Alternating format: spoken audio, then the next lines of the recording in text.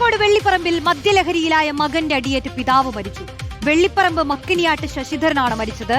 64 വയസ്സായിരുന്നു.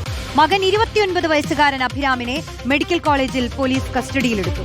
പുലർച്ചെ 12:30യോടെയാണ് സംഭവം.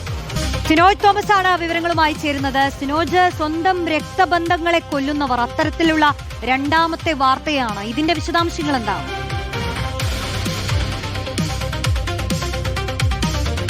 പുലർച്ചെ 12:30ക്കാണ് നാടിന് നടക്കിയ കൊലപാതകം നടക്കുന്നത്. വെള്ളിപ്പറമ്പ് സ്വദേശിയായി 64 വയസ്സുള്ള ശശിധരനാണ് സ്വന്തം മകന്റെ അടിയേറ്റ് കൊല്ലപ്പെടുന്നത്. ശശിധരന്റെ മകൻ 29 വയസ്സുള്ള അഭിരാമാണ് പോലീസിന്റെ പിടിയിലായിരിക്കുന്നത്. അഭിരാമ മദ്യത്തിന് അടിമപ്പെട്ട വ്യക്തിയാണ്. പലതവണ മദ്യവെച്ച് വീട്ടിലെത്തി ബഹളം വെച്ചിട്ടുണ്ട്, വഴക്കുണ്ടാക്കിയിട്ടുണ്ട്. അങ്ങനെ ഇന്നലെ രാത്രിയും മദ്യലഹരിയിൽ വീട്ടിലെത്തിയ അഭിരാമ വീട്ടുകാരുമായി വഴക്കിടുന്ന സമയത്താണ് പിതാവായ 64 വയസ്സുള്ള ശശിധരൻ ആ വിഷയത്തിൽ ഇടപെടുന്നു.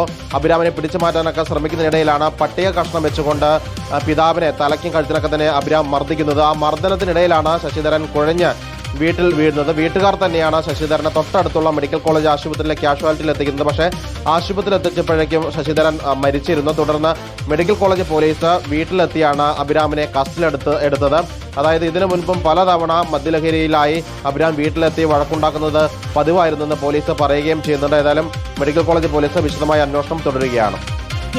ഇതിലും അന്വേഷണം തുടരുകയാണ്. എന്തായാലും തുടർ നടപടികൾ നമ്മൾ പ്രതീക്ഷിക്കുന്നു. സിനോജ് തോമസ് ആണ് വിവരങ്ങൾ നൽകിയത്.